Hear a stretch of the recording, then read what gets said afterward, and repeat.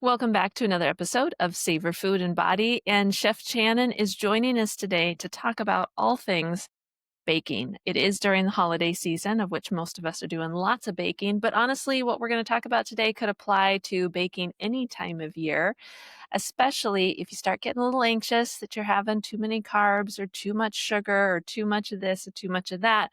When those diet mentality thoughts really start running the show, we're going to talk about today, like, well, when does it make sense to healthify some of the recipes, and when does it absolutely not, because it is not going to be a satisfying culinary experience if you pull out too much of the sugar or too much of the fat, or try to just delete the carbohydrates altogether. And talking about cauliflower rice situations, like, it's Yeah. never going to be regular pizza crust, people. It's just not. So that's a situation that most people, I think, are familiar with, of when you swap out a major ingredient like that in the name of health, your version of health, and it just doesn't end up being the same thing at all. So when it comes to recipes, maybe they're heirloom recipes, they've been in your family for a long time. There's something that are really nostalgic from what you remember as a kid growing up, and you loved your aunts, your grandmothers, your whoever's recipe for, call it gingerbread or sour cream coffee cake this time of year, whatever it is. And if you try to healthify that, you might be really disappointed. So we're going to talk about that, on when you might do some ingredient swapping and when it would not be a great idea to do that too, so that you can, again, maintain that satisfaction through the holiday season, but also have some skills to know what to do with baking going forward for the rest of the year. So welcome back, Chef Shannon. Great to have you. Thank As you. always delicious conversations. I think about baking and I go back to when I was in culinary school. And this is, my God, this was like almost 40 years ago. And I had these European chefs that, we didn't weigh things with grams and so on and so forth. Things were weighed with stones, like metal kind of. You are the Stone Age culinary? I was that. That's me. She's not really Me. that old, guys. Me. She's a midlifer like the rest of us. And we learned about sugar and chocolate and baking and yeast and like when to like fold butter in, how to fold in egg whites, what happens with cream and sugar and the scientific piece. And I think that's really important to think about, is that baking is a science. It really is. We can mess around with certain ingredients, like a like for a like, right? So, maybe you don't want to use pumpkin, but maybe we use sweet potato. Maybe we don't want to use pear, but we use apple. Or is it an oil cake? And can we use olive oil and substitute half pureed fruit and half oil? So really thinking about the end result. I think really understanding what happens when things are baking. So there's rising, right? So we have leavening ingredients with yeast, we have baking soda, we have baking flour, we have natural yeast like sourdough. We have things that are moist, like fruit or whatnot. We have acidifying ingredients that react with the baking ingredients. So baking soda, baking flour, or baking and sour cream or buttermilk or kefir. And those things create gases and create loft and lift, right? So really understanding our recipe first, and then how can we make adjustments to it. So I think it's really important to understand the recipe that you want to not necessarily healthify, but to maybe adjust. I don't know, you know? Adapt. Yeah, yeah. Yeah. And, a lot of people have a variety of reasons where they might want to do that above and beyond weight concerns that someone might have. But maybe someone is recently diagnosed with a higher blood sugar than they would like, or cholesterol than they would like. And so they might want to take that classic family recipe and still try to get it to where they can enjoy the taste and flavor. Texture may be different, and that may be something that they get used to or wrap their brain around. And so if we think about, like you talked about, the chemistry of the ingredients that might be in there, there's some acid, there's something that helps with leavening. I think in my experience, what most people will ask me about when they're looking at healthifying or swapping out ingredients, it's usually around the fat, around the carb, meaning the flour, and or around the sugar. So talk to us a little bit about, and we could, if we're in pie season, so we could even use pie as an example. Like what happens when, say, we take butter in a recipe? You already used the oil example, but what happens if we take that butter in a recipe, call it a pie crust, and we want to cut back on that butter? Or maybe we're making it for someone that's attending our table who is vegan and they don't want to eat butter. What is the difference between using different fats in said pie crust? We'll do that for the fats example. Oh, I love that example. So, butter, I mean, it's delicious. Let's be real. It's fantastic. Unfortunately, it's not always a best choice. But what happens when you are adding butter or fat butter, for example, to a baking dish? What happens is that with butter specifically, there's a small amount of water content that creates steam that adds lift. Uh, but it adds tenderness, it adds the flakiness, it adds flavor. So let's say a croissant, right? And I love me a croissant, but we take, you know, a regular dough and we layer it with butter and dough and butter and dough. And when that butter dough mixture, that layered mixture goes into the oven, what happens is that the oven, the heat creates steam in, that small amount of water, and it creates this like lift. So we have all these beautiful layers in something like a pie dough that you mentioned. It adds a tenderness, it adds a flakiness to it. Can you substitute? Absolutely, you can. Is it going to be the same? Let's be honest, it's not. But what you can do is add a oil or a fat that your body recognizes something that's a little bit healthier than, say, butter. And, Amanda, you can speak to this, probably more than I can, but, can you swap out ingredients? Yeah, you can pull back. It's not going to be the same, but you can pull back. Uh, So, for example, fats and oils, if I'm gonna do, like, say, a cup of butter, I could probably pull back and do maybe 3/4 of a cup and make it into an oil, maybe an olive oil, maybe a expelia pressed sunflower oil in a dish. So, it really is it depends on what your end result is gonna be.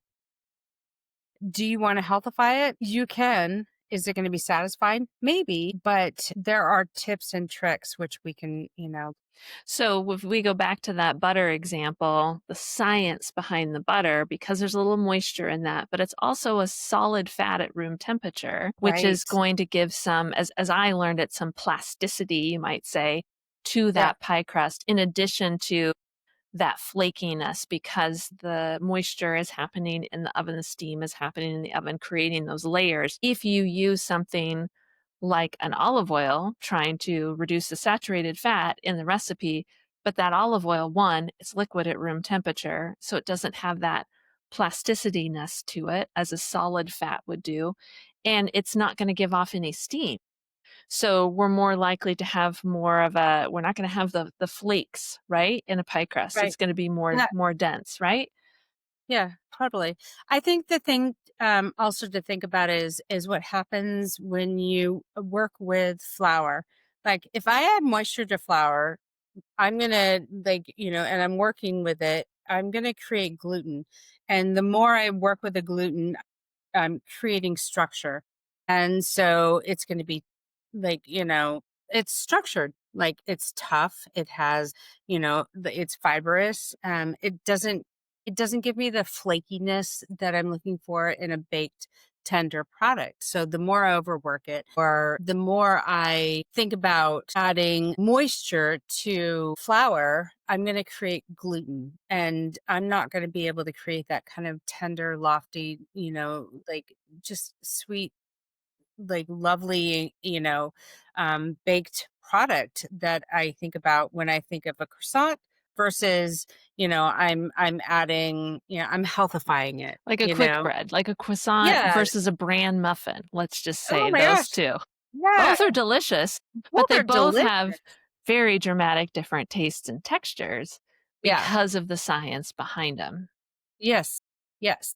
For sure. Like I can pile on, like I so we talked about like adding like lifting ingredients like baking soda or baking powder and adding acid to it, and it's going to create this like carbon dioxide lift. But I can add other things like carrots and pineapple and apples and oil and nuts, and I can really create this like really super satisfying delicious baked product. It's not going to be a croissant. It's just not, you It's know what I just not, mean? yeah. It's just not. However, it is going to be something that's going to be completely amazing because I'm understanding the ingredients that I'm Mm. putting into it and how they react with each other. I mean, I think that's like, can I reduce a certain ingredient? Yes. Can I substitute an ingredient? Yes. But understanding the science behind baking, really, at the end of the day, that's what it comes down to. Absolutely. So now let's go talk about that flour piece because we've got folks that are need to be gluten free. Maybe they have celiac disease. We Yes. still have a fair amount of folks walking around that think they need to be gluten free because it's going to help them lose weight. And maybe it's an anti inflammatory thing. Lots of different reasons that people might be avoiding gluten. So, like you were just describing, if gluten helps create that structure, and it's also the structure that traps the gases that helps with Yep. leaven. So if we're taking that out or even a portion of it out, so say someone is not celiac, but maybe they're gluten sensitive, they want to reduce some of the gluten or use a less gluten flour. What is that going to do to our baked product in terms of the food science if we reduce or eliminate glutinous flours? Okay, so reducing gluten and flour. So what is gluten? Gluten is a protein structure, right? So think about it like when you go for your bike ride, Amanda, or I go for a walk, our muscles tighten up. It goes from something being a little bit loosey goosey, we're relaxing on the couch, to something that's a little bit more structured, right? Mhm. So that's kind of what gluten strands do. What we're thinking about when we're putting together baked goods is we're introducing air in between these structures to be able to create something that's light, that's fluffy, so on and so forth. Now, I am not, I can't say like, cup for cup or, specific product that works because they all kind of work. I can say I might be able to substitute, one thing for another. Is it going to give me the same structure as wheat gluten? Probably not, but I can say that I can play around with them. I personally cannot kind of create those types of structures. I'll give you an example. I When I first started off as a private chef a gazillion years ago, I worked for this woman who wanted to do a swap for her child for behavioral, like, my child eats this. And so, this is going to be the end result. I tried everything. I did rice muffins. They are awful. I'm here to tell you, it's disgusting. Noted. I Don't swap with rice. Noted. No, I tried all of these different things, but I didn't understand them. Mhm. Now as a chef that has worked with a lot of these, really evolved, cool products, I understand them. They're not trying to be. Oat flour is not trying to be wheat flour. It's just not. But what do I need to add to oat flour to be able to create, air bubbles and to be able to create loft, to be able to create tenderness?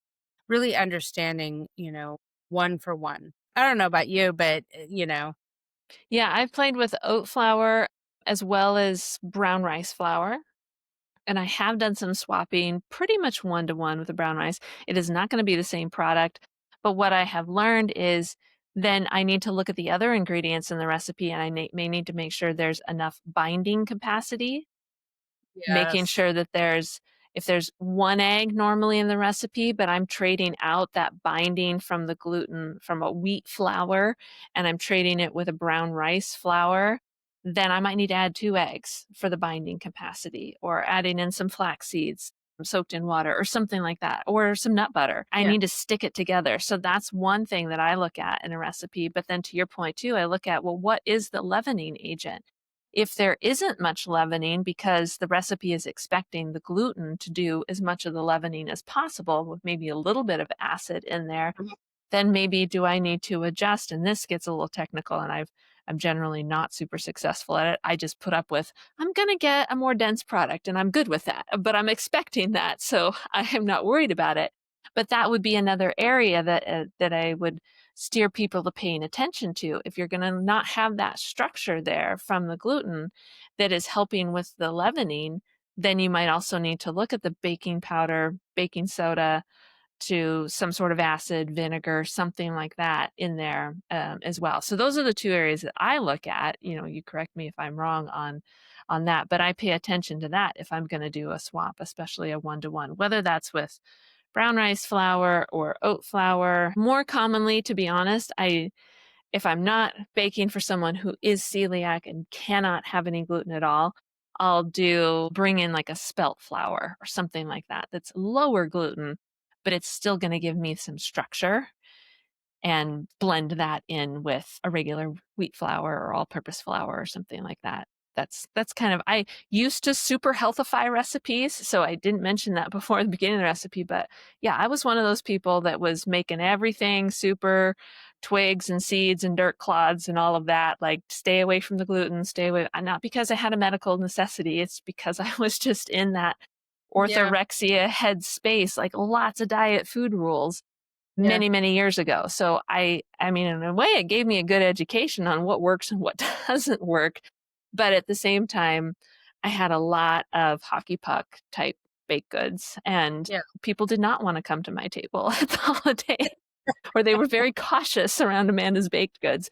So I have since learned more of that science, to your point, learned the science in grad school, learned the science with hanging out with cool chefs like yourself, and going, oh, okay, I can't swap that ingredient as much as Yeah. I thought I would. Because I Yeah. wasn't, to your point, too, when you were a young chef, I wasn't understanding the food science. I was just going from the nutritionist standpoint, like, well, I'm putting in a healthier ingredient, but I wasn't understanding the science, so I didn't get a very good product out on the other side.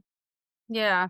I think, really understanding to your point, like understanding the ingredients themselves, how they react. Like you mentioned, Amanda, like, can I add a couple more eggs or do I add flaxseed? Well, when I mix flaxseed, grind it up, and I add water to it, it creates those lignans.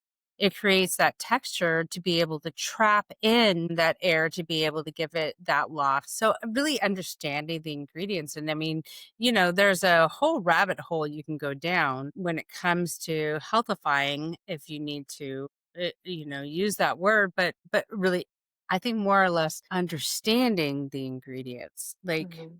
you know, how can I make a healthy swap?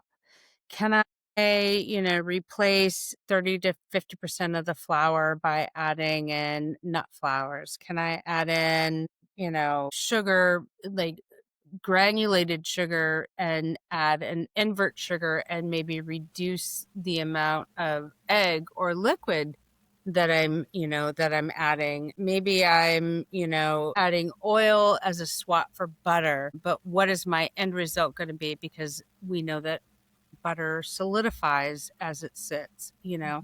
So there's all sorts of different things that we can, kind of think about. And I think it's, you and I, Amanda, probably should come up with a really fun, cool class where we do a side by side. Like, here's an apple muffin versus one that's made with butter or one that is made with yogurt and oil. And can you tell the difference? I'm thinking maybe you can't. Uh, is it delicious and satisfying and, super flavorful, and I feel okay with eating, this for my on the go snack? Yeah. So I think there's definitely options. Certainly there are things like cake, like your birthday cake or your meringue or your, like, there are certain recipes that, you can't really swap out successfully. You probably can think you are doing that. You can probably think you can try. Yeah, Sure, you can. However, chances are that, just eat the cake. right. And if you do not have a diagnosed medical need to not eat the cake, which for most people that I've worked with, when they have that medical diagnosis, we'll call it even anaphylaxis or celiac, they know Yeah, they are gonna be violently not well, and so it's in that case, it's not a diet culture, diet mentality challenge to have there. But if you do not have a diagnosed medical necessity to stay away from some of these ingredients, there's usually some other psychology that's going on behind the scenes that is inhibiting you from having permission of doing the real yeah. deal. So, for a lot of folks, this is coming from a place of sugar. So, you briefly mentioned sugar. So, now let's go do the sugar. We did the fat, we did the flour. Now, let's go do the sugar because that's what's hanging a lot of people up these days. And what's the difference between using a granulated sugar that we've done more vilifying with, as opposed to doing a honey, a maple syrup, dried fruit, applesauce, whatever. So, what would Maple happen? sh Maple Yeah, sugar is a big one. Yeah, coconut sugar. yeah. So, what are some of the things that we could expect texture wise if we're going to swap some of these sugars around?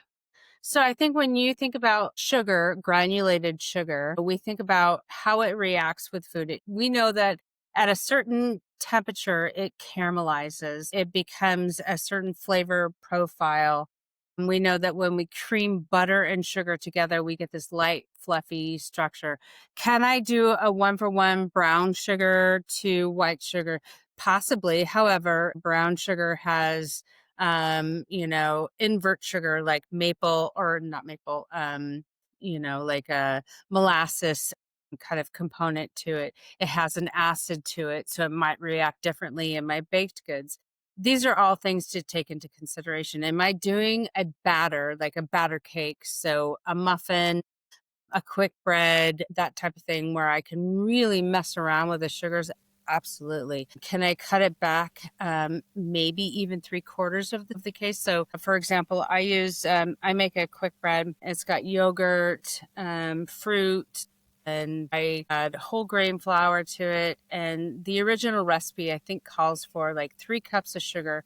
I've reduced it down to 1.5 cups of sugar, if not less, to taste because I can. But sugar in baking is, there's a scientific reason why it's there. And there's a reason how it reacts with heat and with other ingredients. So, really, again, understanding your ingredients. Can I swap it out? Sure. In a batter recipe, absolutely. When it comes to a baking where it's an integral part of the science piece, absolutely not. So, Mhm. understanding each of the ingredients that you're using and how it works in a recipe. First of all, understanding the recipe. It's like I think when you and I were both teaching culinary school, we understood that reading a recipe was like reading a book. You know the ingredients, those are your characters. How everything comes together, that's the plot. And what the end result is, that's your finished product. So really understanding a recipe from start to finish. And do you want to swap things out? Can you swap things out? I think you have to understand what you're working with. So, we're going to get into this in a little bit more detail or a lot more detail in our upcoming online culinary course for women in midlife. So, if folks are interested on how to how to do some of these swaps when it makes sense to do so and still get a satisfying taste and texture, then I highly suggest you get on the waiting list with the link below to join Shannon and I inside the culinary course, Gentle Nutrition Culinary Course. And do you have any other resources, Shannon, that if people were curious to learn more about baking and that science of baking that you would steer people towards? I think, when I look at messing around, not messing around, but just understanding baking in general, I look to Serious Eats. That's one of my websites I go to. I think, really understanding your ingredients. There's a culinary thesaurus. I think it's, oh golly, it's foodsubs.com.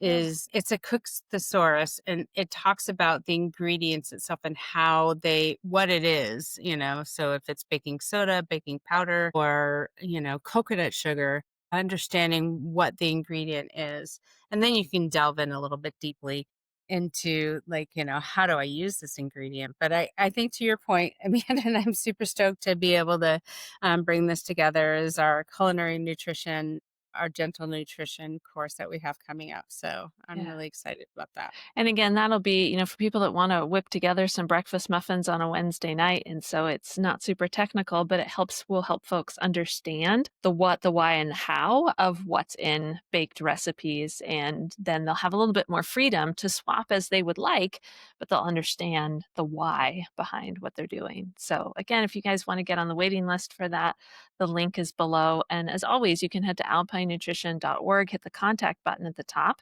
and you can welcome to ask Shannon and I questions anytime, especially as you're working your way through your holiday baking season. So thanks so much for being here again, Shannon. I know it's going to be a delicious season in your house. I can just smell it coming from Oh, your I wish house. you were here. I wish you were here. I really do.